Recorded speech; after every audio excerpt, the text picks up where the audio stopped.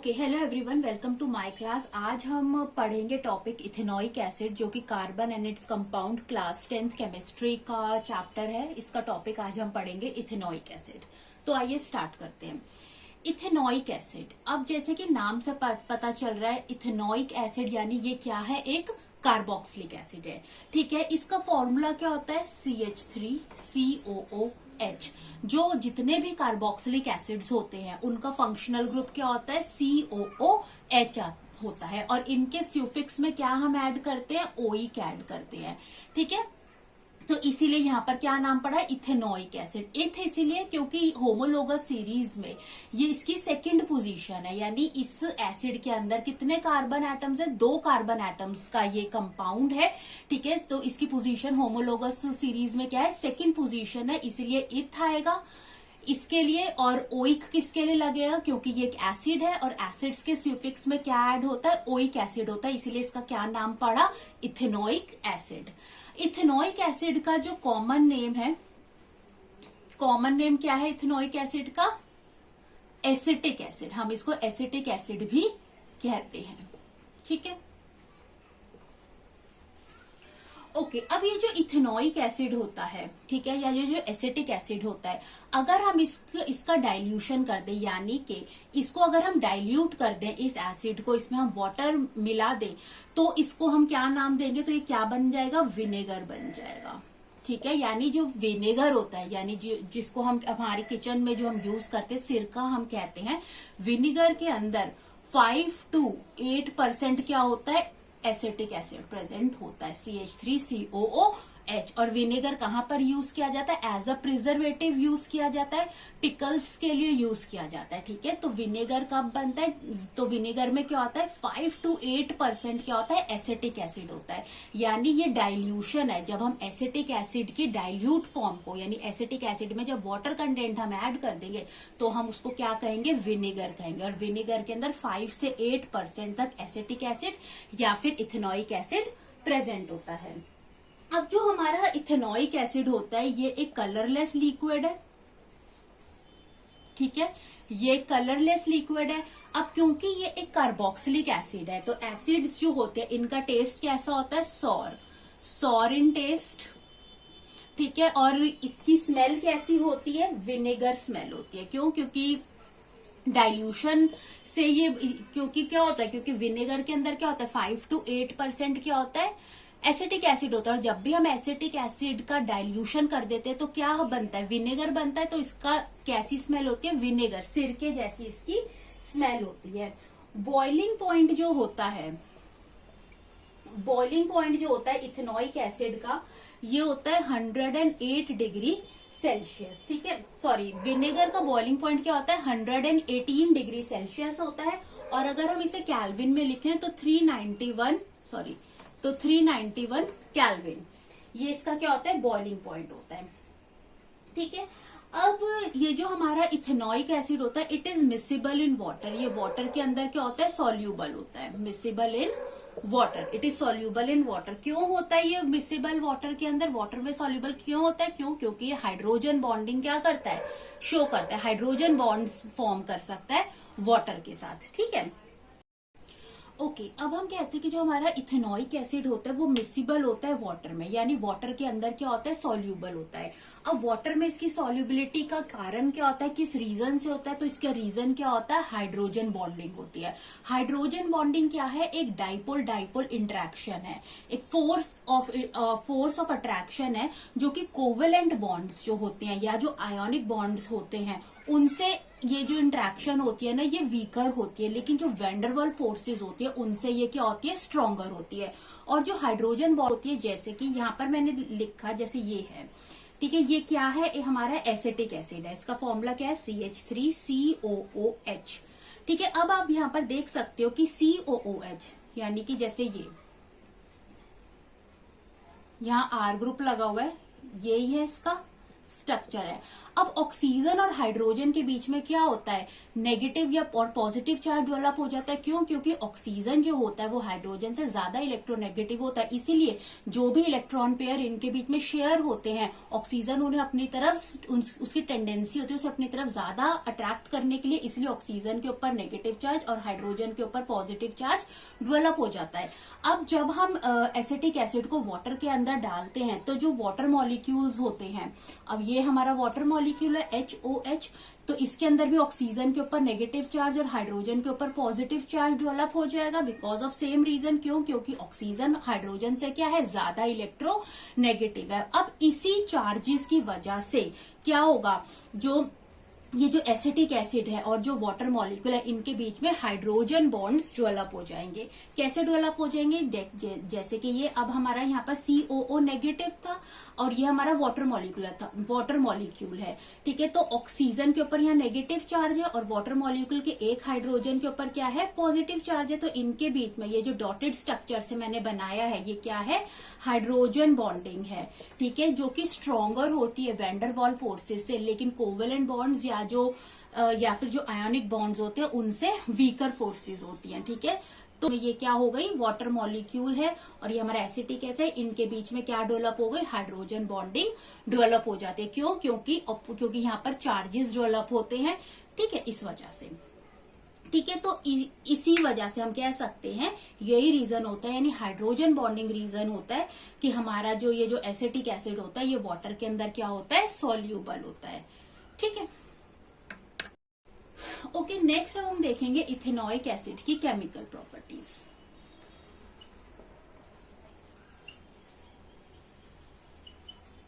एक चीज और, हम इथेनॉइक एसिड की जो प्योर फॉर्म होती है उसको हम ग्लेशियल एसिटिक एसिड भी कहते हैं। क्यों? क्योंकि ये आइस लाइक स्ट्रक्चर में होता है, जब आइस लाइक सॉलिड स्ट्रक्चर में होता है, बर्फ की तरह दिखाई देता है। तो जो प्योर एसिटिक एसिड होता है उसको हम ग्लेशियल एसिटिक एसिड भी बोलते हैं। अब हम इसकी देखते हैं केमिकल प्रॉपर्टीज में। तो सबसे पहली आती है एक्शन ऑन लिटमस, ठीक है। एक्शन ऑन लिटमस के अंदर अब हमें ये देखना है कि जो हमारा एसिटिक एसिड है, ठीक है, क्या है, ये कार्बोक्सिलिक एसिड है, तो इसका लिटमस पेपर पे क्या इफेक्ट होगा। लिटमस पेपर क्या होते हैं, एक इंडिकेटर की तरह। लिटमस पेपर क्या होता है, लिटमस पेपर एक इंडिकेटर है जो कि बताता है कि जो हमारा सब्सटेंस है, जो हमारा कंपाउंड है वो क्या है, वो एसिड है या फिर बेस है। तो क्या इफेक्ट पड़ता है हमारे एसिटिक एसिड का लिटमस पेपर पे, तो ये लिटमस पेपर को क्या कर देता है, ब्लू लिटमस रेड कर देता है, ठीक है। तो कोई भी एसिड होगा, कोई भी कार्बोक्सिलिक एसिड होगा, वो क्या करेगा, लिटमस पेपर को ब्लू लिटमस रेड कर देगा। लेकिन इससे हमें ये पता नहीं चलता, अगर हम HCl लेंगे तो HCl भी क्या करेगा, लिटमस पेपर को ब्लू लिटमस रेड ही कर देगा। लेकिन लिटमस पेपर से हमें इसकी स्ट्रेंथ पता नहीं चलती कि हमारा एसिड वीक एसिड है या फिर स्ट्रॉन्ग एसिड है। अगर हम HCl और ये जो हमारा एसिटिक एसिड है, इनमें अगर हम कंपेयर करना चाहिए कि कौन सा एसिड वीक है या कौन सा एसिड स्ट्रांग है, तो हम लिटमस टेस्ट से इसको प्रूव नहीं कर सकते। हमें कैसे पता चलेगा कि कौन सा एसिड स्ट्रांग है, कौन सा एसिड वीक है? क्यों? क्योंकि दोनों ही क्या कर रहे हैं, लिटमस पेपर में ब्लू लिटमस रेड कर रहे हैं। तो इनकी अगर हमें स्ट्रेंथ देखनी है, इनकी अगर हमें स्ट्रेंथ मेजर करनी है, तो उसके लिए हमें यूनिवर्सल इंडिकेटर यूज करना पड़ेगा। यूनिवर्सल इंडिकेटर,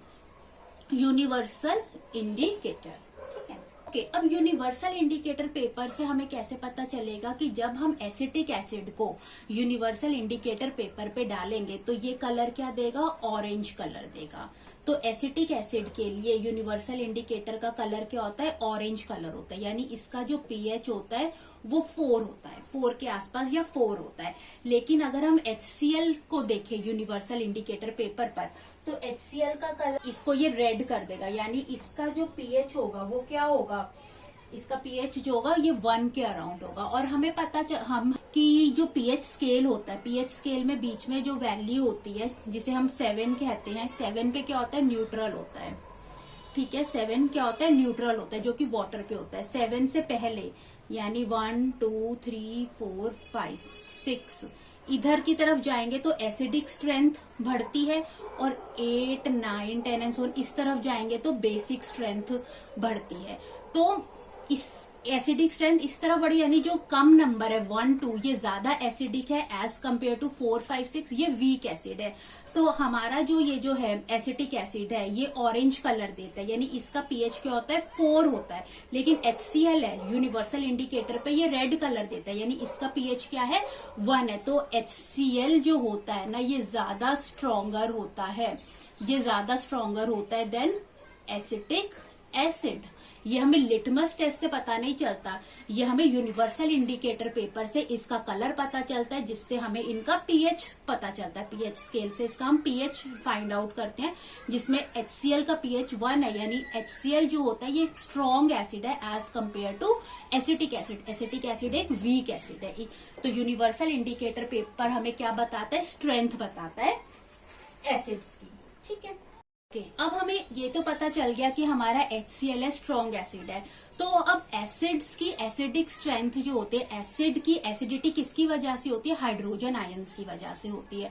ठीक है, कि जितने भी एसिड्स होते हैं जब हम उन्हें वाटर के अंदर डिसॉल्व करते हैं तो वो क्या करते हैं, अपने आप को डिसोशिएट करते हैं हाइड्रोजन आयंस में। तो HCl जो होता है जब हम इसे वाटर के अंदर डिसॉल्व करते हैं, HCl यानी हम यहाँ पर एक्वस लिख देते हैं कि हमने इसको वाटर में डिसॉल्व कर लिया, तो ये क्या होता है, ये कंप्लीटली आयोनाइज हो जाता है, यानी कंप्लीटली ब्रेक डाउन हो जाता है आयंस के अंदर। और किसमें टूटता है, H पॉजिटिव और Cl नेगेटिव आयंस में। यानी यहाँ पर ये जो H पॉजिटिव आयंस है ये लार्ज अमाउंट में प्रोड्यूस होते हैं। इसीलिए भी हम कह सकते हैं कि जो हमारा HCl होता है ये एक स्ट्रॉन्ग एसिड है। क्यों, क्योंकि यहाँ पर क्या होती है, कंप्लीट आयोनाइजेशन होती है, ये कंप्लीटली डिसोशिएट होता है आयंस के अंदर। तो यहाँ पर ये जो हाइड्रोजन आयंस है ये लार्ज अमाउंट में बनाए जाते हैं, जो होते हैं लार्ज अमाउंट में बनते हैं। लेकिन अगर हम एसिटिक एसिड की बात करें, CH3COOH, जब हम इसे वाटर के अंदर डिसॉल्व करते हैं तो ये क्या होता है, पार्शियली आयोनाइज्ड होता है, यानी कंप्लीटली डिसोशिएट नहीं होता। तो यानी ये यहाँ क्या बनेगा, CH3COO negative plus H positive. यानी इस केस के अंदर क्या होगा, आयंस तो दोनों ही केसेस के अंदर बनेंगे, लेकिन एसिटिक एसिड के केस के अंदर जो हाइड्रोजन आयंस जो होते हैं इनका अमाउंट बहुत ज्यादा कम होता है। वो इसीलिए होता है क्यों, क्योंकि एसिटिक एसिड क्या होता है, पार्शियली आयोनाइज होता है, ये कंप्लीटली ब्रेक डाउन नहीं हो पाता। इसीलिए हम एसिटिक एसिड को क्या कहते हैं, इसकी स्ट्रेंथ कैसी होती है, ये एक वीक एसिड है। लेकिन HCl क्या है, ये एक स्ट्रॉन्ग एसिड है। अब पार्शियली आयोनाइज होते हैं इसीलिए हम इसको इस तरीके से, ये पार्शियल आयनाइजेशन का साइन होता है, और जहां पर कंप्लीट आयनाइजेशन होती है वहां पर हम इसे सिंगल एरो से रिप्रेजेंट करते हैं। ठीक है, ओके, नेक्स्ट हम देखते हैं एसिटिक एसिड का reaction with carbonates and hydrogen carbonates. ये इसकी नेक्स्ट प्रॉपर्टी है। तो जब भी हम एसिटिक एसिड को कार्बोनेट्स के साथ या फिर हाइड्रोजन कार्बोनेट्स के साथ रिएक्ट करवाते हैं तो हमें क्या मिलता है प्रोडक्ट में, हमें सॉल्ट मिलता है, वाटर मिलता है, प्लस CO2 गैस क्या होती है यहाँ पर इवॉल्व होती है, कार्बन डाइऑक्साइड गैस इवॉल्व होती है। तो हम इनका एक एक करके रिएक्शन देखते हैं। तो पहला रिएक्शन देखेंगे द रिएक्शन विद कार्बोनेट्स। तो कार्बोनेट्स के साथ रिएक्शन देखेंगे। ठीक है, तो कार्बोनेट्स के साथ रिएक्शन देखेंगे तो हम अपना एसिटिक एसिड लेते हैं CH3COOH। हमने इसको किसके साथ रिएक्ट कराया, कार्बोनेट के साथ, सोडियम कार्बोनेट ले लेते हैं Na2CO3। तो हमें क्या मिलेगा, CH3COONA सॉल्ट मिलेगा, ठीक है, प्लस वाटर मिलेगा और प्लस कार्बन डाइऑक्साइड गैस क्या होगी, इवॉल्व हो जाएगी। ठीक है, इसको बैलेंस कर देते हैं, ये हो गया। ठीक है, ठीक है। तो जब हमने एसिटिक एसिड को सोडियम कार्बोनेट के साथ, हम कार्बोनेट के साथ रिएक्शन देख रहे हैं, जब हमने कार्बोनेट के साथ रिएक्ट करवाया तो हमें क्या मिला, सॉल्ट मिला। ये क्या है, सॉल्ट है, इसका नाम क्या है, सोडियम एसीटेट। सोडियम क्योंकि Na है, एसीटेट, सोडियम एसीटेट या सोडियम इथेनोएट भी कह सकते हैं, प्लस वाटर और प्लस कार्बन डाइऑक्साइड गैस क्या होती है, यहाँ पर इवॉल्व होती है, बबल्स की फॉर्म में निकलती है। ठीक है, अगर हम इसका रिएक्शन हाइड्रोजन कार्बोनेट के साथ देखें,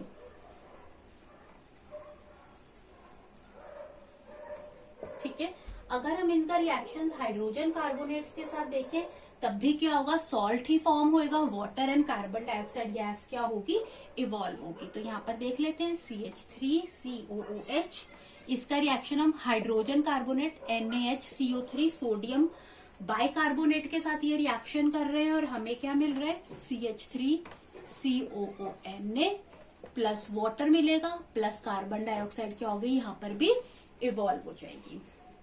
ठीक है। तो दोनों ही केसेस में हमें क्या मिल रहा है, यहाँ पर भी सोडियम एसीटेट ही मिल रहा है, यानी दोनों ही केसेस में हमें सॉल्ट मिल रहा है, वाटर मिल रहा है और कार्बन डाइऑक्साइड गैस इवॉल्व हो रही है। अब यहाँ पर ये जो कार्बन डाइऑक्साइड गैस इवॉल्व हो रही है, यहाँ पर ये इसका टेस्ट भी है कि कार्बन डाइऑक्साइड गैस क्या करती है। अगर हम इसे लाइम वाटर में से पास करें तो कार्बन डाइऑक्साइड क्या करती है, lime water turns milky, lime water को ये मिल्की अपीयरेंस देती है। तो ये टेस्ट है किसके लिए, कार्बन डाइऑक्साइड के लिए। ठीक है, कि यहाँ पर कार्बन डाइऑक्साइड गैस ही इवॉल्व हो रही है। ठीक है, तो यहाँ पर अगर आपको ये चेक करना है कि यहाँ कौन सी गैस इवॉल्व हो रही है, तो अगर हम इसे लाइम वाटर से पास करें तो ये लाइम वाटर को मिल्की कर देगी और खाली कार्बन डाइऑक्साइड ही एक ऐसी गैस है जो कि लाइम वाटर को क्या कर देती है, मिल्की कर देती है। ठीक है, तो ये रिएक्शन था with carbonates and hydrogen carbonates. यहाँ पर हमने सोडियम कार्बोनेट लिया और यहाँ पर सोडियम बाइकार्बोनेट लिया। ठीक है, नेक्स्ट प्रॉपर्टी होती है जब हम एसिटिक एसिड को रिएक्ट करेंगे सोडियम हाइड्रोक्साइड के साथ। तो यहाँ पर CH3COOH है, यहाँ पर हमने इसे सोडियम हाइड्रोक्साइड यानी NaOH के साथ हमने रिएक्ट करवाया, तो हमें क्या मिलेगा, सॉल्ट मिलेगा, सोडियम का सॉल्ट मिलेगा यानी CH3COONA। इस सॉल्ट को हम क्या कहते हैं, सोडियम एसीटेट या सोडियम इथेनोएट भी कहते हैं, प्लस वाटर मिलेगा। हमें यहाँ कार्बन डाइऑक्साइड गैस नहीं मिलेगी। अब इस रिएक्शन में हमारा ये क्या है, ये बेस है, NaOH बेस है, एक एल्कली है। एल्कली बेस कौन सी होते हैं, जो कि सॉल्यूबल होते हैं वाटर के अंदर, तो ये एक बेस है। और यहाँ पर ये क्या है, एसिड है। ठीक है, ये एक एसिड की तरह एक्ट कर रहा है, जैसे HCl होता है। बेशक ये वीक एसिड है लेकिन है तो एसिड ही ना। तो एसिड और बेस का रिएक्शन होता है तो क्या फॉर्मेशन होती है, सॉल्ट की फॉर्मेशन होती है। ठीक है, तो न्यूट्रलाइजेशन रिएक्शन भी जिसको हम कहते हैं। ठीक है, नेक्स्ट रिएक्शन आ जाती है, फोर्थ रिएक्शन आ जाती है रिएक्शन विद एल्कोहल्स।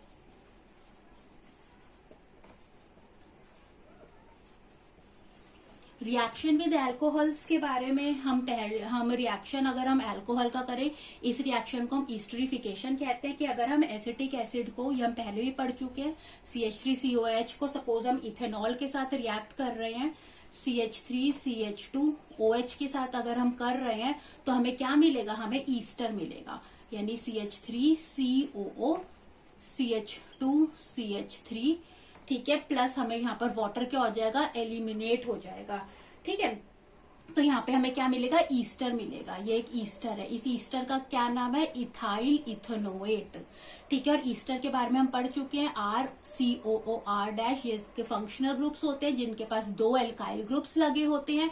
और ईस्टर्स क्या होते हैं, स्वीट स्मेल देते हैं, बहुत ही प्लेजेंट स्मेल देते हैं, इसलिए परफ्यूम्स में, फ्लेवरिंग एजेंट्स में भी ये यूज होते हैं। तो जब भी कार्बोक्सिलिक एसिड्स का या फिर तो जब भी एसिड का और अल्कोहल का रिएक्शन होता है तो क्या बनता है, ईस्टर बनता है। और ईस्टर का पता कैसे चलता है, इस रिएक्शन को ईस्टरिफिकेशन कहते हैं। क्यों, क्योंकि हमें एक स्वीट स्मेल मिलती है, एक फ्लेवर्ड स्वीट स्मेल मिलती है। क्या होते हैं, स्वीट स्मेल होते हैं, इसीलिए ये फ्लेवरिंग एजेंट्स की तरह या परफ्यूम्स में भी यूज होते हैं। और इनका जो फंक्शनल ग्रुप क्या होता है, RCOOR-। यहाँ पर 2 एल्काइल ग्रुप्स लगे होते हैं, तो इस रिएक्शन को हम ईस्टरिफिकेशन भी कहते हैं। अब ये जो यहाँ पर ये जो ईस्टर होता है, एक चीज, और ये बहुत ज्यादा वॉलेटाइल होता है, इजीली क्या हो सकता है, इवेपोरेट हो सकता है। अब अगर हम यहाँ पर ये जो ईस्टर बना है, ठीक है, अगर इस ईस्टर को CH3COO, जैसे यहाँ पर C2H5 है, जो भी हमारा ईस्टर है, अगर हम ईस्टर की हाइड्रोलिसिस करें, हाइड्रोलिसिस का मतलब इसको हम ट्रीट करें किसके साथ, हम इसे ट्रीट करेंगे सोडियम हाइड्रोक्साइड के साथ, NaOH के साथ। अगर हम इसकी हाइड्रोलिसिस करें तो क्या मिलेंगे हमें, जो इस रिएक्शन के, जो रिएक्शन विद अल्कोहल था, ये जो ईस्टरिफिकेशन रिएक्शन है, ठीक है, इसके जो पेरेंट जो थे, हमारा जो ईस्टर है उसके जो भी पेरेंट थे, यानी जो भी रिएक्टेंट्स यूज करके जो हमारा ईस्टर बना है, वही हमें यहाँ पर इसकी हाइड्रोलिसिस करने पर हमें यहाँ पर मिलेंगे। यानी हमें यहाँ पर यही इथेनॉल मिलेगा, C2H5OH, प्लस हमें कार्बोक्सिलिक एसिड का क्या मिलेगा, सॉल्ट मिलेगा। यानी अगर यहाँ एसिटिक एसिड है तो यहाँ पर क्या फॉर्म हो जाएगा, CH3COONA, यानी हमें सॉल्ट मिलेगा, सोडियम सॉल्ट मिलेगा, उस एसिड का एसिटिक एसिड का सोडियम सॉल्ट मिलेगा। ठीक है, तो ये जो रिएक्शन होती है ना, इसको हम सेफोनिफिकेशन भी कहते हैं। सेफोनिफिकेशन मतलब जो कि सोप मेकिंग के लिए काम आती है। यहाँ पर ये जो सॉल्ट जो बनता है ना CH3COONA, ये क्या है? सोप है, इसको हम सोप कहते हैं। ठीक है, और सेफोनिफिकेशन के अंदर क्या होता है, हम हमारा जो भी जो लॉन्ग चेन्स जो फैटी एसिड्स होते हैं, वो ईस्टर्स की लॉन्ग चेन्स होती है, उसको जब हम NaOH के साथ रिएक्ट करवाते हैं तो हमें क्या मिलता है? अल्कोहल मिलता है, और हमें सॉल्ट मिलता है। किसका? जो हमारा ईस्टर बना है ना, उस जिस एसिड को यूज करके हमारा जो ईस्टर बना है, उसी एसिड का हमें क्या मिलता है? यहाँ पर सॉल्ट मिलता है। जैसे नेक्स्ट टॉपिक क्या है? Test for carboxylic acid. तो पहला टेस्ट क्या होता है कार्बोक्सिलिक एसिड का? नंबर 1 होता है sodium hydrogen carbonate test. First क्या होता है? Sodium hydrogen carbonate test. हमने ये टेस्ट पहले भी पढ़ा है कि हम अगर हमारा जो भी ऑर्गेनिक कंपाउंड है, ठीक है, जो भी जिसको भी हम टेस्ट कर रहे हैं, जिस ऑर्गेनिक कंपाउंड को हमें क्या करना है? टेस्ट करना है। ठीक है, अगर हम उसको सोडियम कार्बोनेट के साथ या फिर सोडियम बाइकार्बोनेट के साथ, यानी या तो NaHCO3 के साथ या फिर आप Na2CO3 के साथ भी इसे रिएक्ट करवाएंगे, अगर रिएक्शन करने पर आप या इस रिएक्शन में अगर कार्बन डाइऑक्साइड गैस इवॉल्व हो रही है, वाटर तो बनता ही है और सॉल्ट बनता है, लेकिन अगर कार्बन डाइऑक्साइड गैस इवॉल्व हो रही है, और इसको आप चेक कैसे करेंगे कि CO2 गैस इवॉल्व हो रही है? कि CO2 गैस ही केवल एक ऐसी गैस है जो लाइम वाटर को क्या कर देती है? मिल्की कर देती है। तो अगर ऐसा हो रहा है तो हमारा जो भी टेस्टेड कंपाउंड है वो क्या है? कार्बोक्सिलिक एसिड है। ठीक है, इसके अंदर जो सेकंड टेस्ट आता है, उस जिसको हम क्या कहते हैं? ईस्टर टेस्ट कहते हैं। कि अगर जो भी हमारा टेस्टेड ऑर्गेनिक कंपाउंड है जिसको आपको टेस्ट करना है, अगर आप उसको अल्कोहल के साथ रिएक्ट करवा रहे हैं, ठीक है, अगर आप उसको अल्कोहल जिसमें आप इथेनॉल यूज कर सकते हैं, अगर आप इसके साथ इसको ट्रीट करवा रहे हैं, आप इसे वार्म अप करवा रहे हैं, तो अगर एक स्वीट स्मेलिंग एजेंट की फॉर्मेशन होती है, बहुत प्लेजेंट स्मेल आती है, तो यानी हमें पता चलता है तो कि हमारा क्या प्रोडक्ट बन रहा है? ईस्टर बन रहा है। ठीक है, और इस रिएक्शन को हम ईस्टरिफिकेशन रिएक्शन कहते हैं। तो हम कह सकते हैं कि जो भी हमारा टेस्टेड ऑर्गेनिक कंपाउंड है वो क्या है? वो एक कार्बोक्सिलिक एसिड है। नेक्स्ट इसके अंदर जो तीसरा टेस्ट है वो क्या है? लिटमस पेपर टेस्ट है। लिटमस पेपर टेस्ट के अंदर तो हमको पता है कि जो भी हमारा टेस्टेड ऑर्गेनिक कंपाउंड है, अगर आप उसे लिटमस पेपर पे ड्रॉप वाइज ऐड करेंगे तो वो क्या कर देगा? लिटमस पेपर को ब्लू, लिटमस रेड कर देगा। इसका मतलब जो भी हमारा ऑर्गेनिक कंपाउंड है वो क्या है? एक कार्बोक्सिलिक एसिड है। ठीक है, उसके बाद नेक्स्ट इसके बाद आ जाते हैं uses of ethanoic acid. Okay, next हम देख लेते हैं यूजेस ऑफ इथेनॉइक एसिड। तो पहला जो होता है, ethanoic acid as a preservative की तरह यूज किया जाता है, क्योंकि इथेनॉइक एसिड क्या होता है? इसकी डाइल्यूशन फॉर्म को हम विनेगर कहते हैं, और जो विनेगर होता है हमें पता है उसके अंदर 5 to 8% इथेनॉइक एसिड होता है। तो वो पिकल्स को प्रिजर्व करने के लिए, ठीक है, या फिर बहुत सारी फूड डिशेज में एज अ एपेटाइजर भी हम इसको यूज करते हैं। नेक्स्ट आ जाता है कोगुलेट रबर फ्रॉम लेटेक्स। अब रबर कहाँ से बनती है? लेटेक्स से बनती है। लेटेक्स एक फ्लूइड होता है जो कि बार्क ऑफ अ ट्री में से निकलता है। तो उस लेटेक्स को कोगुलेट करके रबर बनाने में हम इथेनॉइक एसिड यूज करते हैं। ये क्वेश्चन है, ये काफी बार पूछा जाता है कि कौन सा एसिड ऐसा होता है जो कि कोगुलेट करता है, जो रबर को कोगुलेट करता है लेटेक्स में से। तो आंसर क्या होगा? इथेनॉइक एसिड या फिर एसिटिक एसिड। नेक्स्ट आता है, ये बहुत सारी डाइज हो गई, प्लास्टिक्स हो गई, इनकी प्रिपरेशन में या फार्मास्यूटिकल्स में भी काम आता है। मैन्युफैक्चरिंग ऑफ ईस्टर्स, ईस्टरिफिकेशन रिएक्शन की ईस्टर्स को बनाने के लिए भी हम इथेनॉइक एसिड का यूज करते हैं। और जो ईस्टर्स होते हैं ये कहाँ काम आते हैं? परफ्यूम इंडस्ट्रीज में परफ्यूम बनाने के लिए बहुत जगहों पर फ्लेवरिंग एजेंट्स की तरह काम आते हैं। ठीक है, तो ये था हमारा इथेनॉइक एसिड। तो यहाँ पर जो मोस्ट इंपॉर्टेंट कार्बन कंपाउंड्स थे, यहाँ पर इथेनॉइक एसिड, इथेनॉल हम पहले पढ़ चुके हैं, इथेनॉइक एसिड आज हमने खत्म कर लिया है। तो नेक्स्ट क्लास में हम पढ़ेंगे जो इसका नेक्स्ट टॉपिक है, सोप्स। ठीक है, तो अगर आपको अच्छा लगा ये वीडियो तो आप इसे जरूर लाइक करें एंड सब्सक्राइब करें। Thanks for watching.